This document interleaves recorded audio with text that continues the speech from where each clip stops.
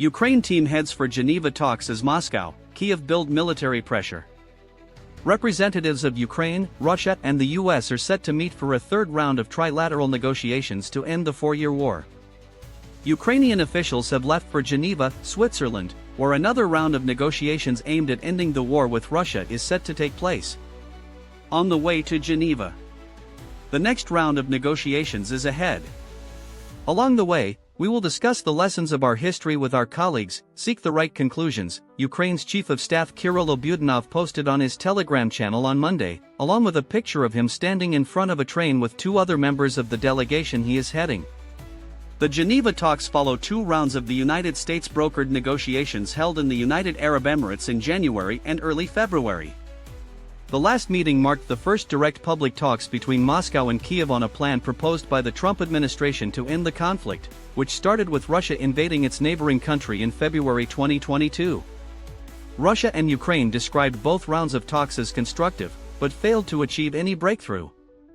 Ukrainian President Volodymyr Zelensky on Sunday said he hoped the trilateral talks in Geneva will be serious, substantive, and helpful for all of us. But honestly, sometimes it feels like the sides are talking about completely different things, Zelensky said. The Americans often return to the topic of concessions, and too often those concessions are discussed only in the context of Ukraine, not Russia. Among the most contentious issues is the long-term fate of the eastern Ukrainian region, large parts of which Russia has occupied. Moscow is demanding that Kyiv pull its troops from the Donbas region, including heavily fortified cities that sit atop vast natural resources, as a condition for any deal. It also wants international recognition for the land it has unilaterally annexed in eastern Ukraine. Kyiv said the conflict should be frozen along the current front lines and has rejected a one-sided pullback of forces. Ukrainian officials are also demanding solid security guarantees against future Russian attacks. Meanwhile, Al Jazeera's Yulia Shapovalova, reporting from Moscow, said people in the Russian capital do not seem to be too enthusiastic about the talks. The general public does not take this next round very seriously. The first two did not answer a lot of questions, she said, referring to the territorial issues and the implementation of a ceasefire mechanism. As both parties prepare for further negotiations, they are also ramping up military pressure. Kyiv said it carried out a large-scale drone attack on energy infrastructure in western Russia on Sunday. On Monday, the governor of the Bryansk region, Alexander Bogomaz, said Russian forces destroyed more than 220 drones.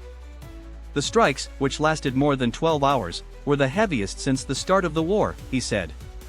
Residents were temporarily left without heating.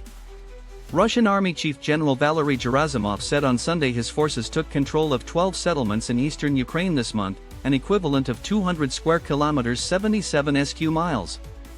The task of the military operation continues to be carried out.